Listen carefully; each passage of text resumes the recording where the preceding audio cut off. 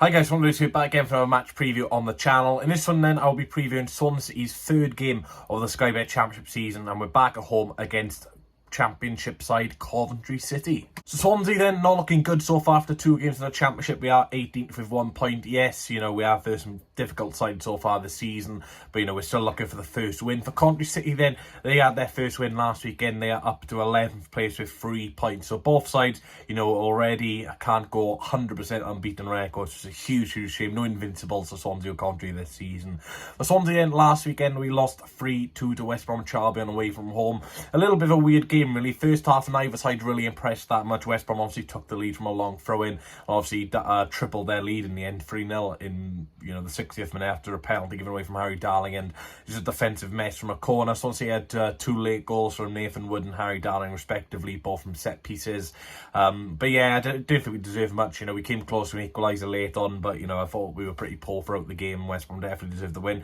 And for Coventry, they beat Middlesbrough 3-0. Managed to watch the first half of this game before I turned over to watch Arsenal Nottingham Forest, and I was very impressed with Coventry. They pressed really high on the front foot and winning the ball back very good. And I have to say, I was really impressed with Hadji Wright as well, this USA international they signed for about £8 million, scored against the Netherlands in the round of 16 of the World Cup, and yeah, he looked bloody brilliant. So he will be very dangerous if him and Ellis Sims can get some sort of partnership, then that could be very dangerous indeed. The last 2 games between the 2 sides, between Swansea and Coventry, have both ended in draws. There was a 3-3 at Coventry City Stadium. They were 3-0 up and we got back to 3-3 in that one. That was absolutely immense as well, just after the World Cup break as well. That was our first away game back. Overall, though, we've got a very good record against Coventry. Dating back to 2010, we have not lost in our last 8 games against Coventry City, so a very good record against Coventry, and they don't seem to do too well at our stadium as well, which is really good to see as well. In terms of injury news then, it's just the regulars of Swansea City, Stephen Bender, Nathaniel Ogbet and Liam Walsh. Hopefully they'll be coming back sooner rather than later.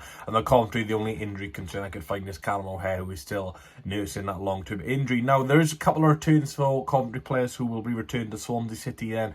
Jake Bidwell, of course, long-term player, was here for 3 seasons, 92 appearances. Had some very good performances. Jake Bidwell obviously scored against Cardiff as well, which is a really good achievement for Jake Bidwell. Overall, his time at Swansea City, I thought he was very solid. Yes, there's 1 or 2 games where he didn't really inspire people, didn't really wasn't that exciting, but he did the job at the end of the day. Bidwell, very standard Championship left back, and he's doing alright to Coventry as well. Joe LATIBEAUDIERE then, the most recent Swansea City departure. He obviously joined Coventry City, has started in both their league games so far this season. He made 71 appearances for Swansea City, also scoring 3 goals like Jake Bidwell did at Swansea City. LATIBEAUDIERE is a weird one. At times he did really well, but majority of times I thought he's very poor, especially in the Martin system. Obviously he was playing wing back majority of the time, which I understand is not his position. But I did watch Connor against Middlesbrough last week, and he played in the middle. He played on the left-hand side of the back three. I mean, a huge error.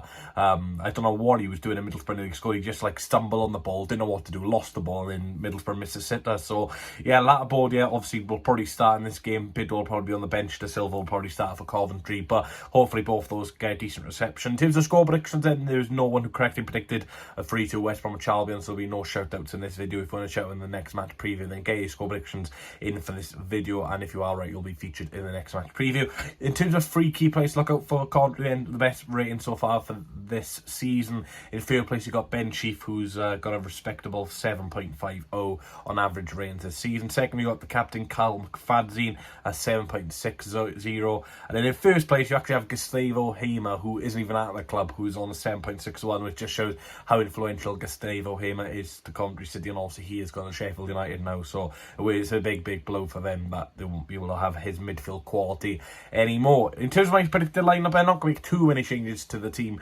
who lost to West Brom last week. You can't really do much. Obviously, we have signed a few new players. Nathan Tajayon, obviously he is joining the club as well, but I don't think he'll be fully fit. Again, you got Josh Ginelli.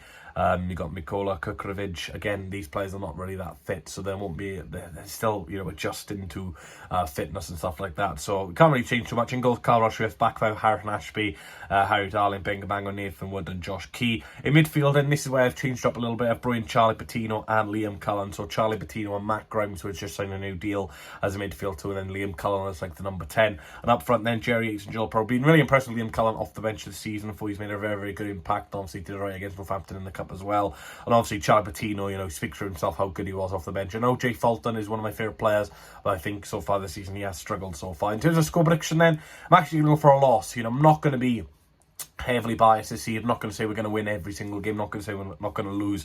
I just think Coventry have a bit too much quality, and you know they really have started clicking again under Mark Roberts. Played exceptionally well against Leicester City as well, and unfortunately lost that game. But you know, if they're convincingly beating a side like Middlesbrough 3-0, then I do worry. And like I said, especially with Wright and Ellis Sims up front, it could be a long day for Swansea City's defence. So you know, if we can click as well, we got Pro Yates and stuff like that. So it could be a very interesting game. Like I said, we've got a good rate against Coventry, but 2-1 Coventry.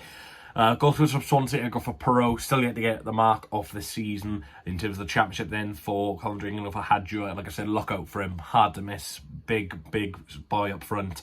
6'4", something like that. Very good striker. And then Ben Sheaf for Coventry. Again, unfortunately, guys, it won't be a watch long tomorrow. I've got other commitments. So there will be a match reaction out, but that will be out on Sunday. So no match reaction or watch long tomorrow. I've got other commitments, so I won't be able to even watch the game until I get home. So I've got other commitments tomorrow, so very, very sorry about that.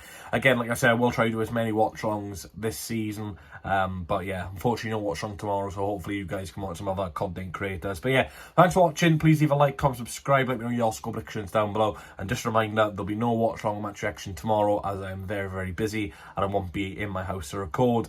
But there'll be a match reaction out Sunday, so make sure you keep an eye out for that. And fingers crossed, Swansea City can get a win. Knowing my luck, will probably win tomorrow with no watch along. So yeah, thanks for watching. Catch you on the next one. And yeah, be a very, very interesting game tomorrow between two very good sides. I need one more chance, oh baby, let me show you.